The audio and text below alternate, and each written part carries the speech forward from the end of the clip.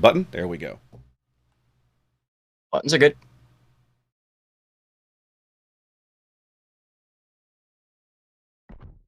All right. Zath, talk to me about... Oh, I've got... You know what? I've got... Zath, you gave me bad info. I've got the spawns backwards, it looks like. Yeah, I do. I gave you the right info. Stars on left, SCCC's on right, yeah.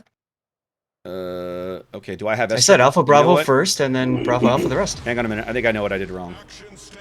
Who's the Alpha team? Is it Star? It's Star, isn't it? Stars Alpha. Okay, easy fix. You had those reversed, I had them backwards. Talk to me about the Star lineup. No problem. Star lineup. We've got Yamato with Camphor this time, Montana, Stalingrad, Venezia, Salem, and then 4 destroyers. Again, we got Shimakaze, Z-52, Marceau, and Gearing. Shimakaze using 20-kilometer torpedoes. Outstanding. All right. Taking a look over here at the SCCC lineup. First time Zath and I are having the opportunity to see SCCC this event. Fielding Yamato, Ohio. Fronted by double Des Moines, double Worcester, America, Zath, double Gearing even, and a Daring. There's a lot of America in that lineup. There is.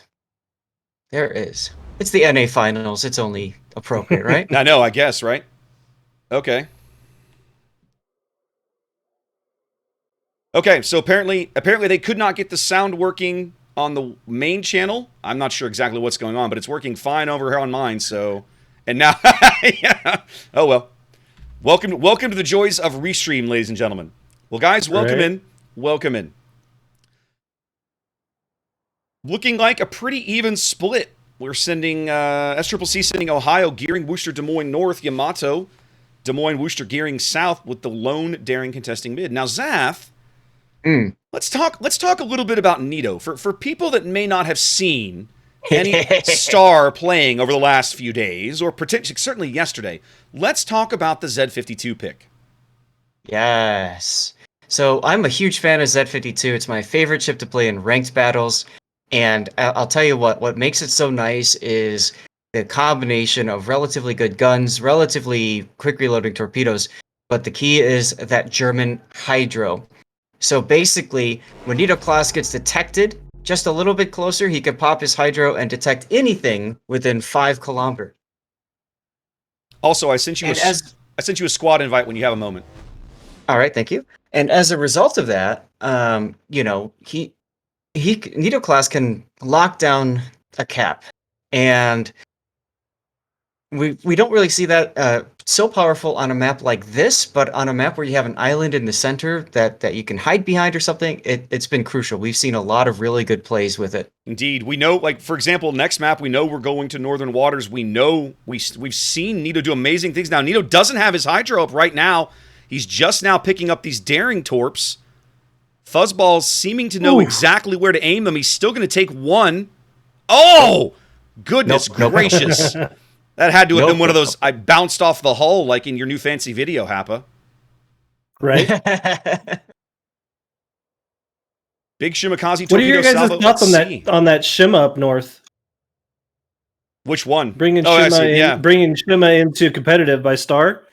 I mean... Nito's going to take a torpedo, though. Oh, he didn't dodge the second salvo. We've seen lots of really good Shimakaze play, honestly. Yes, we have.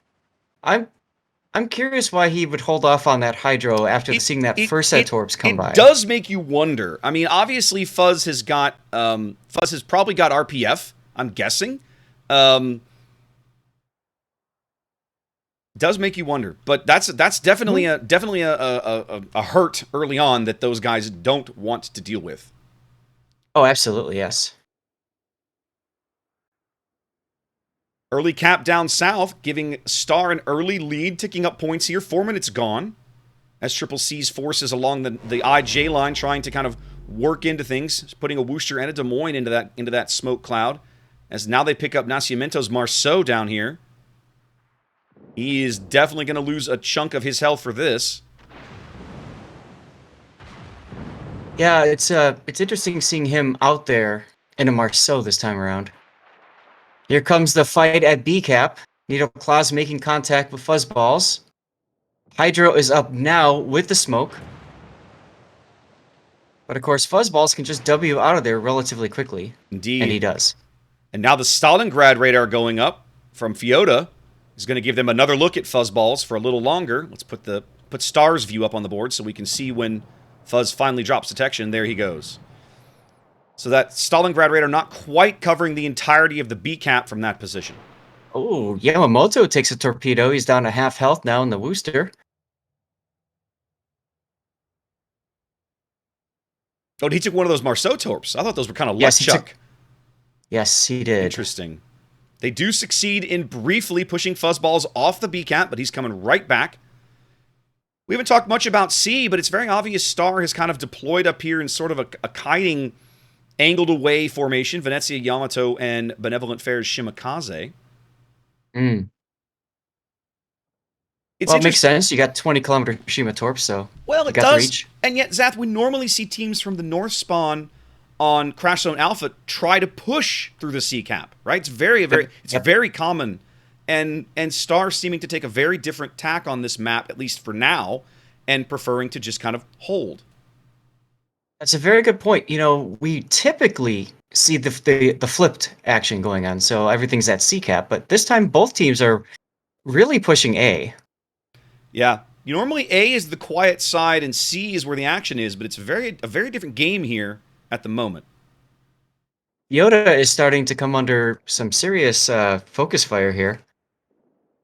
Well, that Des Moines Wooster Marin combo gets a good hit. is going to be able to burn him out probably. One of the things that we've talked about several times over the course of the event, Zath, is that Stalingrad losing access to... Oh, they finally get Nito.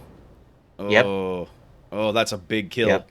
That's a big kill. It's going to leave them in control of the center of the board. Nascimento rotating that way.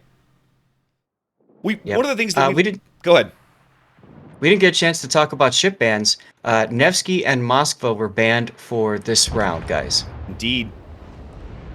2 quick kills by SCCC puts them definitely firmly in the lead here, up on caps, up 2 ships in Game 1 of the North American semifinals.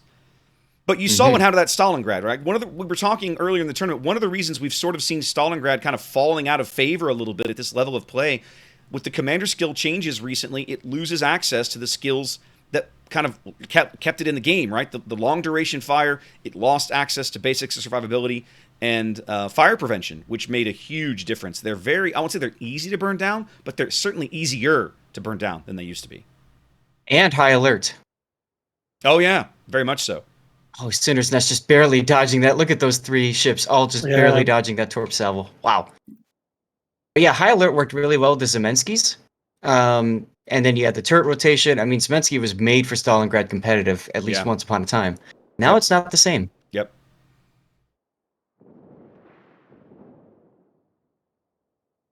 SCCC starting to try and push through the C cap now, putting lots of pressure on Camphor's Yamato. Yep. Battleship difference finding a nice Worcester-sized gap in the wall of skill. Yeah, I kind of figured those wouldn't land. He had his Hydra up too, I think, didn't he? He might have. There's the radar going up. 8 minutes gone, 200-point lead for SCCC and growing. Star very much on the back foot. Trying to kind of find a way to break back into this game. They could use a kill. Would certainly give them a little more confidence. Yeah, they definitely seem like they're on the back foot everywhere. Yeah. I mean, they've completely retreated from C. It looks like they've tried to kind of redeploy towards B a little bit. But I'm not confident that they're really going to be able to make this work the way they want. With this, their lone surviving radar cruiser is the Salem way over here in G1, right? This is Lord Lauren. Stalingrad is gone. One of the things that we've talked about several times with Star, right? They have tended to run lighter radar setups than many of the clans that we normally see here on NA. They have routinely run maybe 2 radar out of 4 cruisers, whereas it's very common to see every cruiser on a team having radar, Moskva, Stalin, whatever. Yep. SCCC on all the caps now as we approach the halfway mark of the match. We're going to try and put Benevolent Fair's Shima into the cap here. Stop the bleeding a little bit at B. They're in no position to do anything about C. And look at SCCC just ripping through A now. They're just like, Yeah. this game's ours. They are pushing hard. We have taken the field, now we will take their hearts.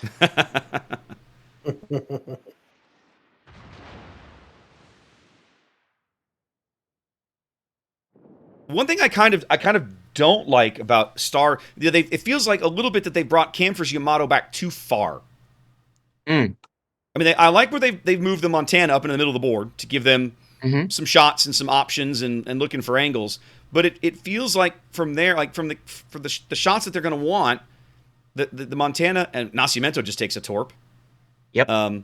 Camphor and Flores are kind of looking for the same angles, really, from the same location. Well, at this point, they definitely are. And of course, it's, typical towards the end of the match. You look at that full health battleship camping in the back, and hey. But, it kind of makes sense, too. He's trying to get out of that cap area, right? He's trying to get out of C. Fuzzball's daring does land a couple of torps. They go ahead and extract him from that cap, which I think is the right play. There's no need to risk his ship when you've got a 400-point lead. Yep, even Star getting B cap doesn't really mean much at this stage. No, it really doesn't. They need a kill is what they need, and at the moment, they just don't have the vision. That lack of radar is really punishing them.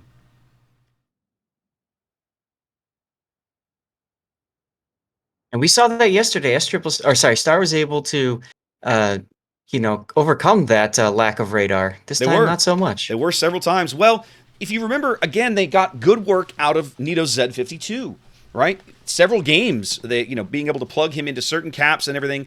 And the Hydra, of course, has a much longer duration.